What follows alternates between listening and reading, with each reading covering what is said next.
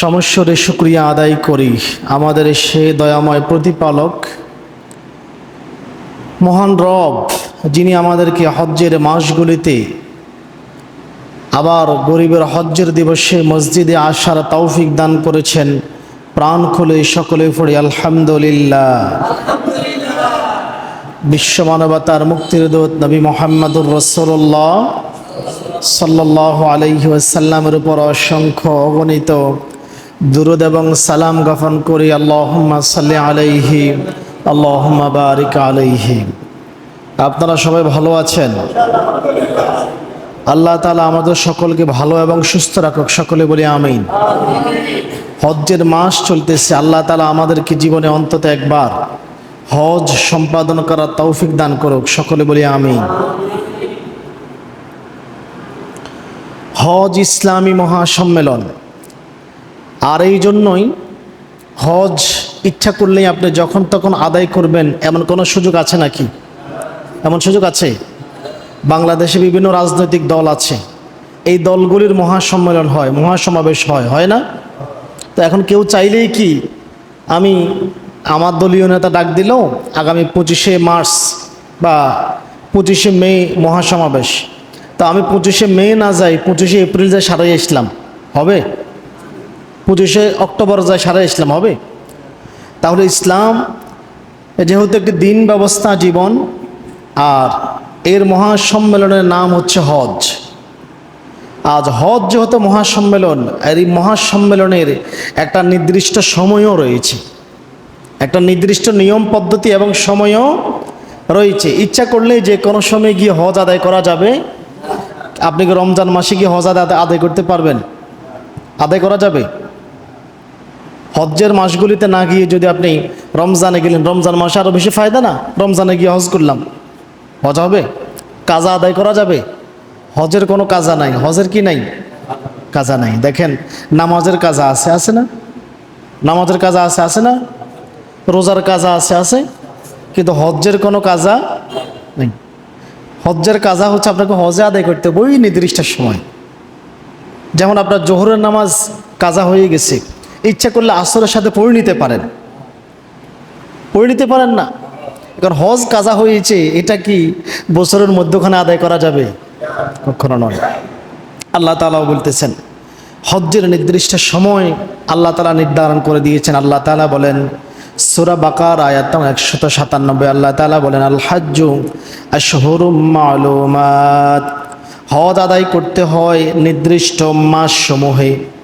আল্লাহ বলে দিতেছেন হজ আদায় করতে হয় কখন? নির্দিষ্ট মাসগুলিতে। ফামান ফারাদা ফীহিন্নাল হাজ্জা ফালা রাফাসা ওয়ালা ফুসুকা ওয়ালা জিদালা ফিল হাজ্জি। তোমাদের মধ্য থেকে যেই ব্যক্তি এই মাসগুলিতে হজ সম্পাদনের ইচ্ছা করবে, নিয়ত করবে, সে যেন হজ্জে গিয়ে স্ত্রী সহবাস, যৌনাচার, অশ্লীলতা, গালমন্দ, ঝগড়াঝাটিতে লিপ্ত না হয়। আল্লাহ তাআলা প্রথমে বলতেছেন কি হজের মাস কি নির্দিষ্ট, এরপরে বলতেছেন যে এই ব্যক্তি হজ্জে যাবে তোমাদের মধ্য থেকে সে যেন অশ্লীল কর্ম, ঝগড়া, হানাহানি, মারামারি, যৌনাচারে লিপ্ত না হয়। তাহলে আমরা এই আয়াত থেকে বুঝতে পারলাম নিজের ইচ্ছা মতো হজ আদায় করলেও, আপনি আগে মক্কায় গেলেন, কাবায় না গিয়ে আগে আপনি আরাফায় চলে গেলেন, হবে? কথা কি বুঝতে পারেন? আরাফায় অবস্থান না করে আপনি কোরবানি করে ফেললেন, হবে নাকি? নির্দিষ্ট পদ্ধতি আছে। আপনার মন চাইল না আমি সাফা মারওয়ায় সাই করব না, আমি উহুদ পাহাড়ে সাই করব, হবে? আপনার সাফা মারওয়া পাহাড়ে আপনাকে সাই করতে হবে।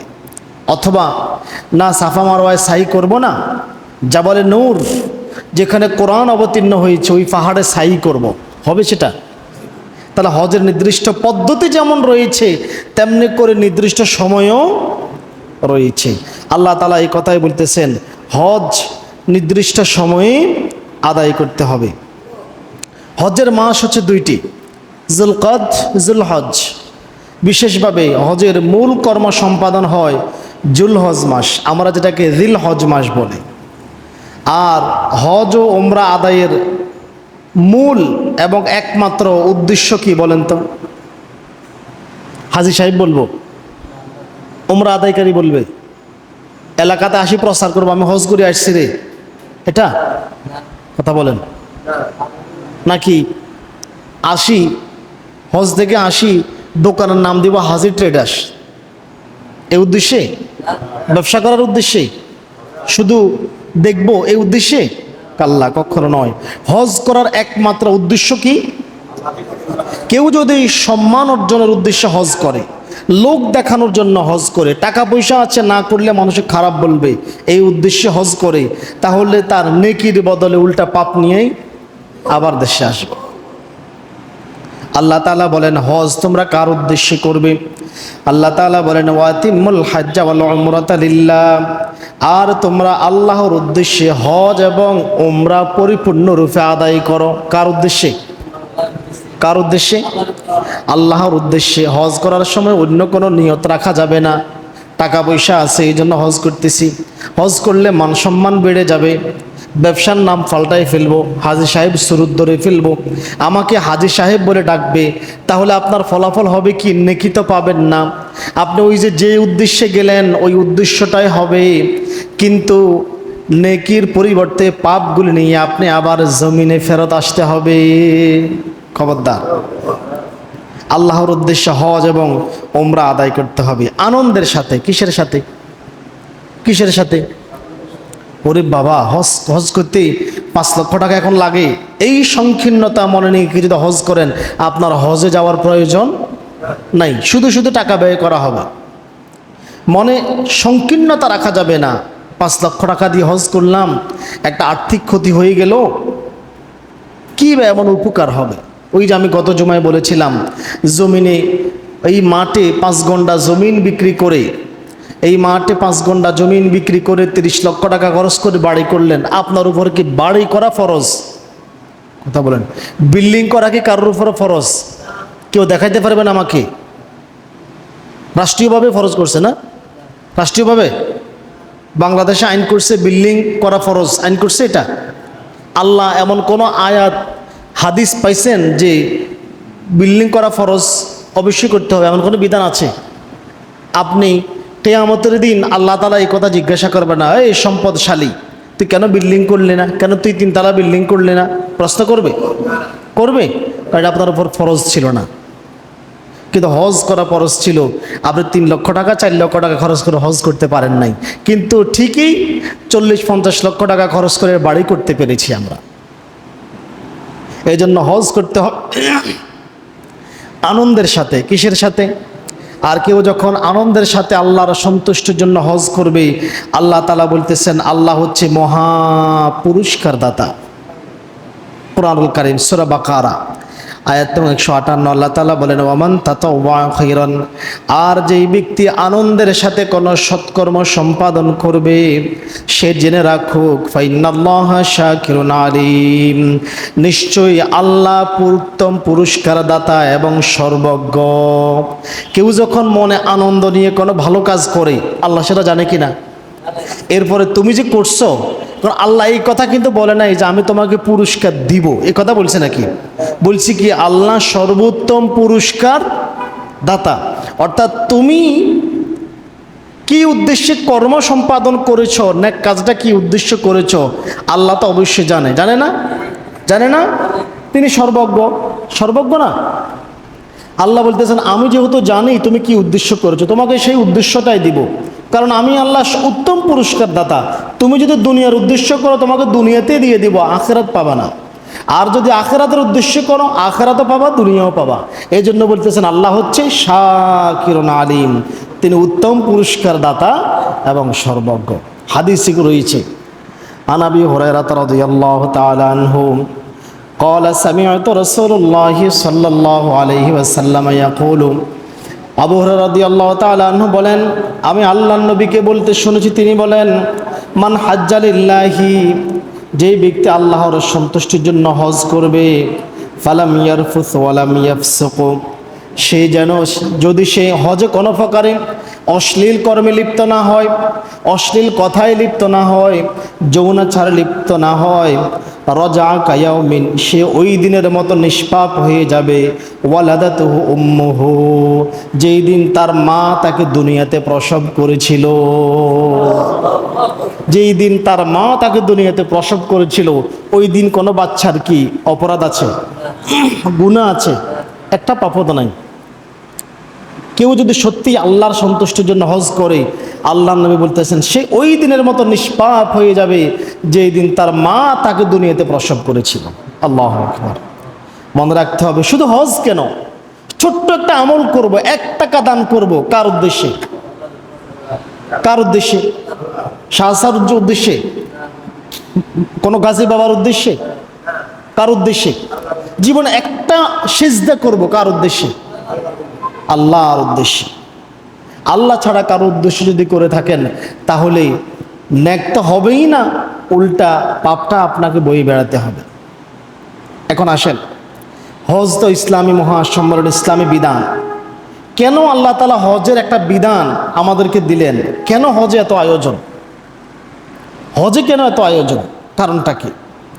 হজকে আল্লাহ তাআলা ঘোষণা করেছেন ইসলামী মহাসম্মেলন, আর এই মহাসম্মেলনে আল্লাহ তাআলা তার কিছু নিদর্শন যাতে তার বান্দাদেরকে দেখাতে পারেন স্বচক্ষে, এবং যাতে মুমিনদের ঈমানের জজবা বেড়ে যায় এবং ঈমানের শক্তি বেড়ে যায়, তাই আল্লাহ তাআলা হজ্জে মহাসমাবেশে মানুষগুলিকে একত্রিত করে আল্লাহ তাআলা তার কিছু নিদর্শন স্বচক্ষে দেখাতে চাচ্ছে। আল্লাহ তাআলার নিদর্শনের মধ্যে একেবারে প্রথম নিদর্শন,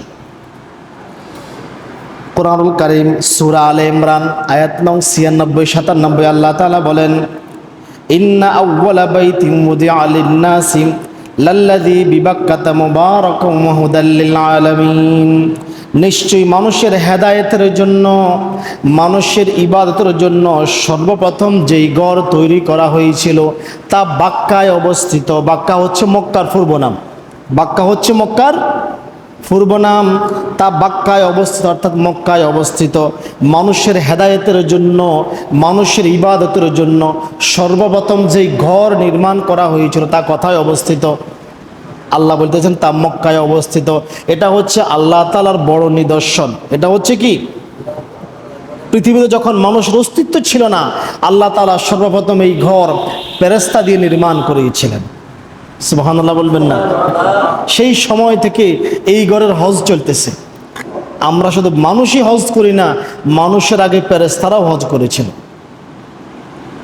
আল্লাহ তাআলা বলতেছেন তা বাক্কায় মক্কায় অবস্থিত, যা সমগ্র জগতের মানুষের জন্য বরকতময় এবং হেদায়েতের দিশারি স্বরূপ করে দিয়েছি।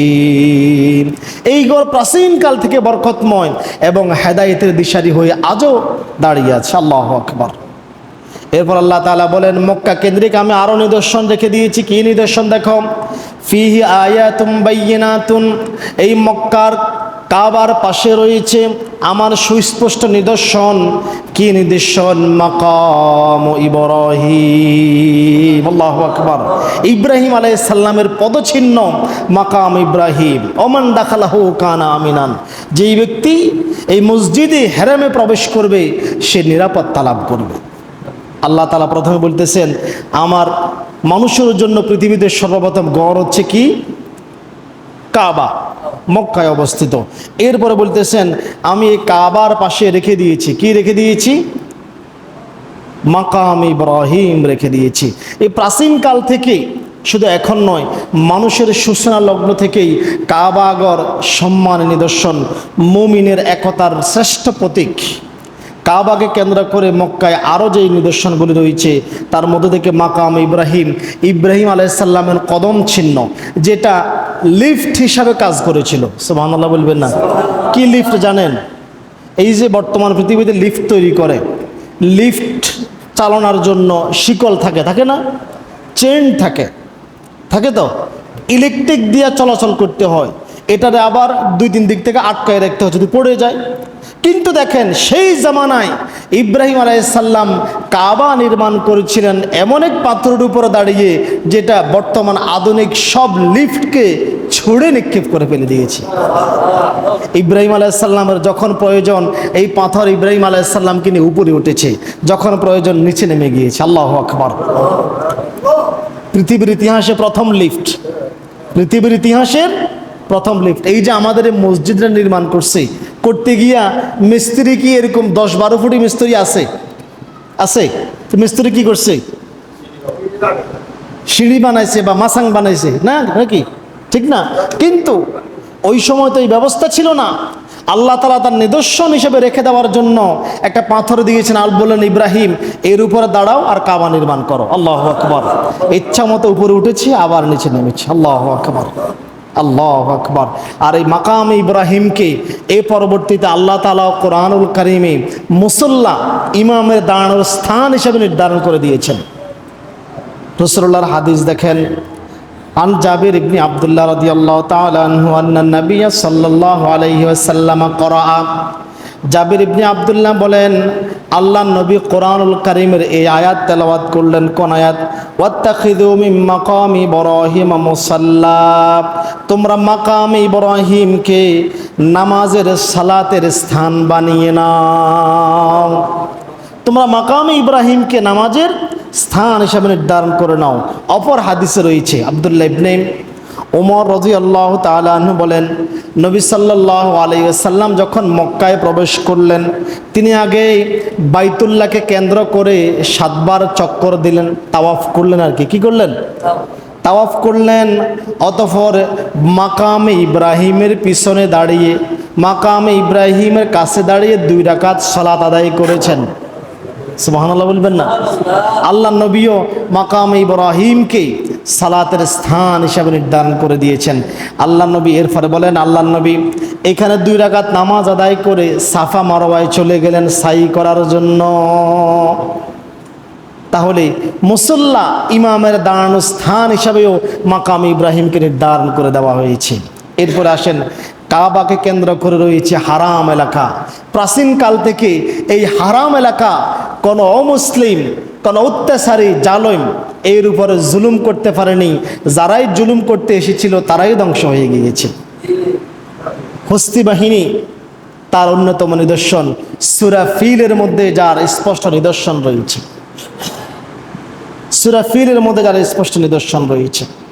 এরপরে এই কাবা কেন্দ্রিক মক্কাতে আল্লাহ তাআলা অন্যতম নিদর্শন রেখে দিয়েছেন সাফা মারওয়া পাহাড়দ্বয়। আল্লাহ তাআলার দ্বীনের অন্যতম নিদর্শন আল্লাহ নিজেই ঘোষণা দিচ্ছেন, নিজেই বলতেছেন। সূরা বাকারা আয়াত নং 158 আল্লাহ তাআলা বলেন, ইন্নাস সাফা ওয়াল মারওয়াতা মিন শাআইরিল্লাহ। নিশ্চয়ই সাফা মারওয়া পাহাড়দ্বয় আল্লাহ তাআলার নিদর্শনাবলীর অন্যতম। আল্লাহ তাআলার নিদর্শনাবলীর অন্যতম। যে 2টি পাহাড়ে হাজেরা আলাইহিস সালাম পানির সন্ধানে, মানুষের সন্ধানে দৌড়াদৌড়ি করেছিলেন। কি করেছিলেন? সাই করেছিলেন। এই পাহাড় থেকে ওই পাহাড়, ওই পাহাড় থেকে এই পাহাড় দৌড়াদৌড়ি করিয়েছিলেন। সাফা থেকে মারওয়া, মারওয়া থেকে দৌড়াদৌড়ি করিয়েছিলেন।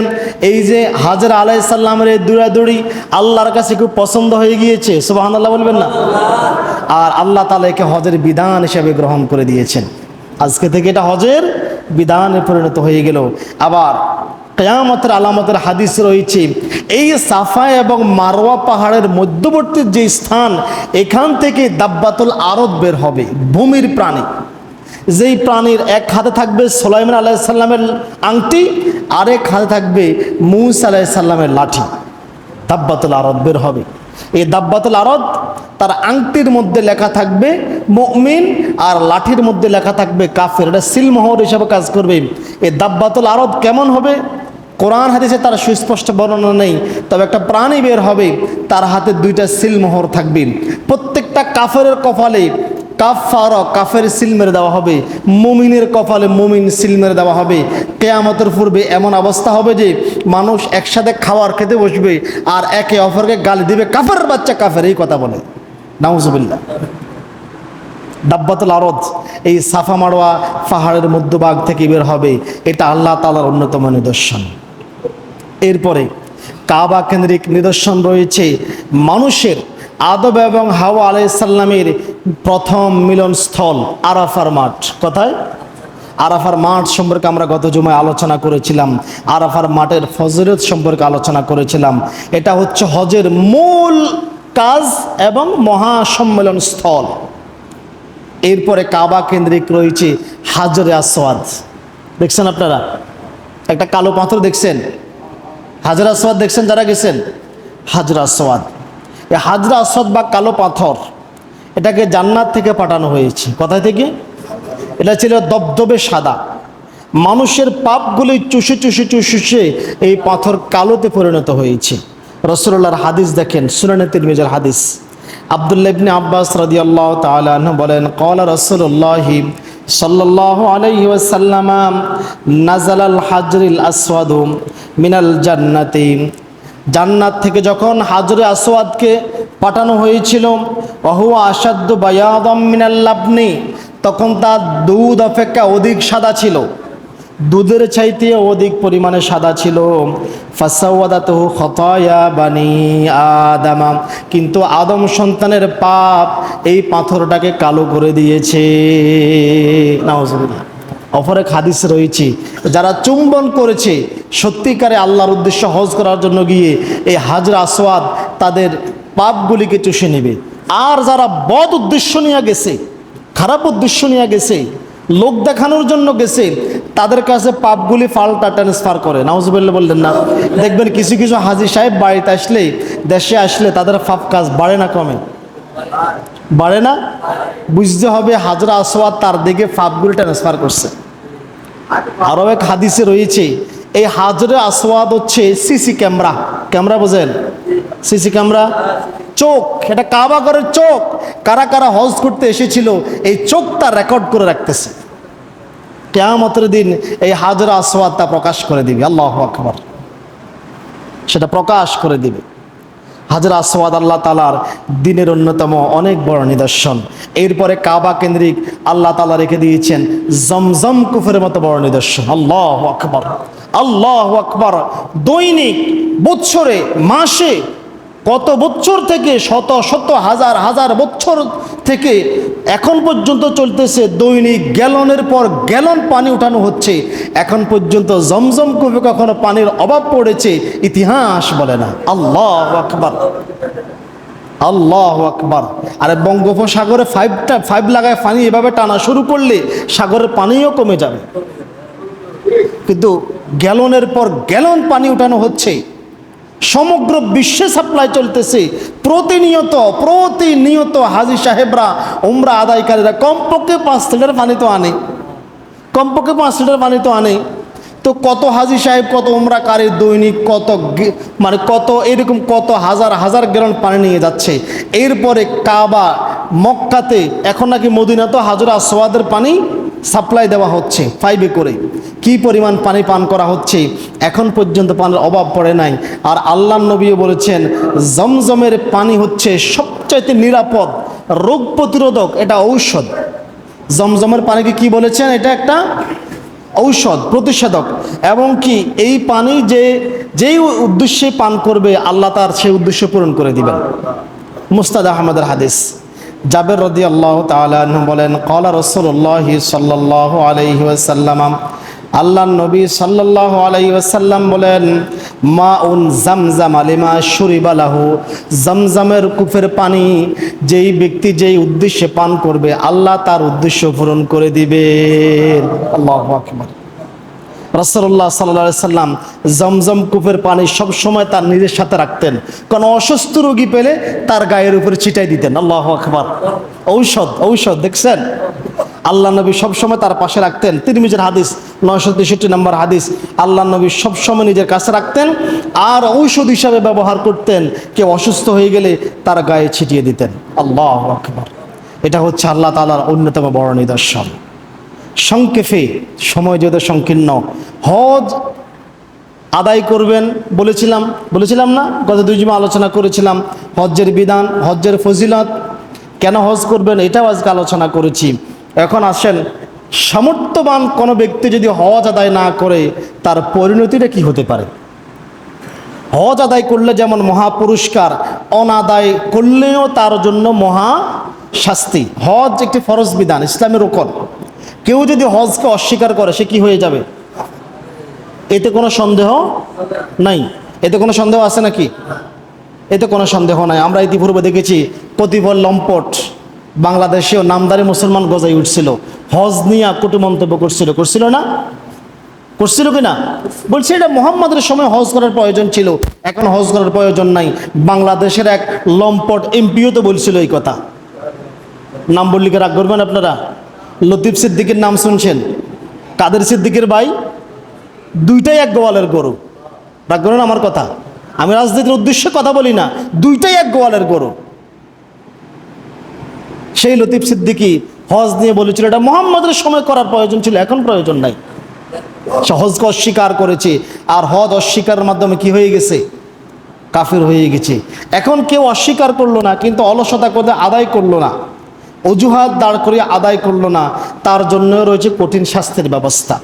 আলী রাদিয়াল্লাহু তাআলা আনহু বলেন, আল্লাহ নবী বলেছেন, যেই ব্যক্তি আল্লাহর ঘর পর্যন্ত পৌঁছার সামর্থ্য রাখে, তার বাহন আছে, যদি এরপরও সে হজ আদায় করলো না, আল্লাহ নবী বলেছেন সে ইহুদি হয়ে মারা যাক অথবা নাসারা হয়ে মারা যাক, এতে আল্লাহর কোনো দায়বদ্ধতা নাই, আল্লাহর কিছুই আসে যায় না, আল্লাহ তার খবর রাখবে না। সামর্থ্যবান মুসলমান হজ আদায় অনাদায় করে মৃত্যুবরণ করলো, সে কি ইহুদি হয়ে মরলো নাকি নাসারা হয়ে মরলো, আল্লাহ এই ব্যাপারে খোঁজ খবর রাখবে না। আল্লাহর এই ব্যাপারে কোনো আগ্রহ নেই। আর যারা আল্লাহর কোনো বিধানকে অস্বীকার করবে, সীমালঙ্ঘন করবে, তাচ্ছিল্য করবে, আল্লাহ তাআলা বলতেছেন তাদের পরিণতি হচ্ছে জাহান্নাম। তাদের পরিণতি কি? জাহান্নাম। আল্লাহ তাআলা বলেন, ওয়া মান ইয়াসিল্লাহ ওয়া রাসূলাহু, আর যে কেউ আল্লাহ এবং তার রাসূলের অবাধ্য হবে, ওয়া ইয়াতাআদ্দা হুদুদাহু, এবং সীমা লঙ্ঘন করবে, সীমার বাহিরে চলে যাবে, ইউদখিলুহু নারন, আমি তাকে জাহান্নামে নিক্ষেপ করাবো। নাউজুবিল্লাহ বলবেন না? খালিদান ফিহা, সে সেখানে চিরস্থায়ীভাবে থাকবে। ওয়ালাহু আযাবুম মুহিন, তার জন্য রয়েছে লাঞ্ছনাদায়ক শাস্তি। কেমন শাস্তি? লাঞ্ছনাদায়ক শাস্তি। তাফসিরে ইবনে কাসিরে রয়েছে, ওমর ইবনে খাত্তাব রাদিয়াল্লাহু তাআলা আনহু বলেছেন, আমার ইচ্ছে হয় যারা হজ আদায় করে না তাদের উপরে জিজিয়া কর আরোপ করি। জিজিয়া মানে অমুসলিমদের উপরে যে কর ছিল আর কি, নিরাপত্তা কর, তাদের উপরে জিজিয়া কর আদায় করি। কেন? সে তো মুসলমানে না, সে তো কি নয়, কারণ সে ইহুদিদের সমতুল্য। ইবনে কাসিরে বর্ণনা হয়েছে সে তো ইহুদি খ্রিস্টানদের সমতুল্য, তার উপর জিজিয়া কর আদায় করা যায়, তার উপর জিজিয়া কর বসানো যায়। অতএব যাদের উপর হজ ফরজ হয়েছে হজ আদায় করে নেবেন, আবার হজ আদায় বিলম্বও করবেন না, কারণ আগামী 10 বছর আপনি জীবিত থাকবেন তার গ্যারান্টি আছে। আগামী 10 বছর পরে আপনার এখন যে আর্থিক অবস্থা, এই আর্থিক অবস্থা থাকবে তার কোনো গ্যারান্টি আছে? আল্লাহ নবী বলে দিয়েছেন, আব্দুল্লাহ ইবনে আব্বাস রাদিয়াল্লাহু তাআলা আনহু বলেন, আল্লাহ নবী বলেছেন, মান আরাদাল হাজ্জা ফালিয়াতাআজ্জাল, তোমাদের মধ্যে থেকে যে ব্যক্তি হজের ইচ্ছা করে সে যেন তাড়াতাড়ি করে, কারণ তার আগামী জীবন কেমন হবে সে জানে না। আগামী বছর, আগামী 5 বছর পরে সে বাঁচবে, 2030 সাল পর্যন্ত সে বাঁচবে, এটা কোনো নিশ্চয়তা নাই। আজকে সে হয়তো অর্থশালী, কিন্তু আগামী দিন সে দরিদ্র হয়ে যেতে পারে। অপর হাদিসে রয়েছে, ইবনে হিব্বানের হাদিসে রয়েছে, কেউ যদি হজ করতে 5 বছর গড়িমসি করে সে বঞ্চিত। সে কি কিসের থেকে বঞ্চিত? আল্লাহ নবীকে এই কথা কিন্তু বলে নাই। কিসের থেকে বঞ্চিত? আল্লাহু আলাম। নবী সাল্লাল্লাহু আলাইহি সাল্লাম এই জন্য সামর্থ্যবান হয়েছেন, তাদেরকে নির্দেশ দিয়েছেন তোমরা দ্রুত হজ করে নাও, কেননা একটা সময় আসবে তোমরা হজ করতে চাইবে কিন্তু কাবাঘর থাকবে না। কি থাকবে না? হায় হায়, কি বলেন হুজুর, কাবাঘর থাকবে না মানে? জি, কাবাঘর থাকবে না। ইবনে খুজাইমা মুস্তাদরাকে হাকিমের হাদিস, আব্দুল্লাহ ইবনে ওমর রাদিয়াল্লাহু তাআলা আনহু বলেন, রাসূলুল্লাহ সাল্লাল্লাহু আলাইহি সাল্লাম বলেছেন, তোমরা হজ এবং ওমরা আদায়ের মাধ্যমে এই কাবাঘরের উপকার গ্রহণ করো, কেননা ইতিপূর্বে তা 2 বার ধ্বংস হয়েছিল। কয়বার ধ্বংস হয়েছিল? 2 বার ধ্বংস হয়েছিল। একবার ওই যে নূহ আলাইহিস সালামের মহাপ্লাবনে ধ্বংস হয়েছিল, ইতিপূর্বে কাবা 2 বার ধ্বংস হয়েছিল, তৃতীয়বার আর ধ্বংস হবে না, আল্লাহ তাআলা উঠাই নেবেন। আল্লাহ তাআলা উঠাই নেবেন। উঠাই নেওয়ার আগেই তার উপকার গ্রহণ করো। আল্লাহ তাআলা আমাদেরকে জীবনে অন্তত একবার হজ এবং উমরা আদায় করার তৌফিক দান করুক। সকলে বলি আমিন। আসসালামু আলাইকুম ওয়া রাহমাতুল্লাহি ওয়া বারাকাতুহু।